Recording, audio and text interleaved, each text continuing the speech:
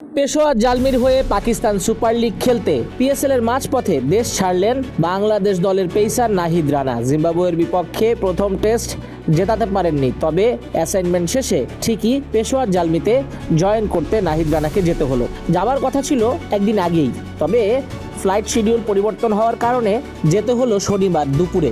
নাহিদ রানা পেশোয়ার জালমিতে যুক্ত হবার পরই একটু প্রতিযোগিতায় করতে হতে পারে, কারণ তার জায়গায় আলজারি জোসেফ দারুণ ভালো করছেন ব্যাট হাতে বল হাতে। শেষ ম্যাচে লাহোর কালান্দার্সকে হারানোর পেছনে আলজারি জোসেফের অবদান ছিল। ম্যান অফ দ্য ম্যাচও হয়েছেন ওই ম্যাচে। তাই নাহিদ রানা আলজারি জোসেফকে টপকাতে হলে কিছু ম্যাচ হয়তো বসে থাকতে হতে পারে। এমনিতেই দেরিতে যোগ দিয়েছেন জাতীয় দলের ব্যস্ততার কারণে, তার উপর দলীয় সতীর্থরা ভালোই পারফর্ম করছেন। পয়েন্ট টেবিলে চতুর্থ স্থানে রয়েছে পেশোয়ার জালমি। পেশোয়ার জালমি এরই মধ্যে 5 ম্যাচ খেলে ফেলেছে, তবে জয় 2টিতে।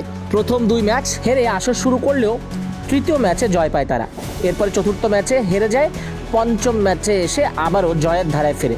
নাহিদ রানাকে সুযোগ দিলে রানাই কি হবেন জালমির তুরুপের তাস, সেটাই এখন দেখার। পেশোয়ার জালমির পরের ম্যাচ কোয়েটা গ্ল্যাডিয়েটর্সের বিপক্ষে।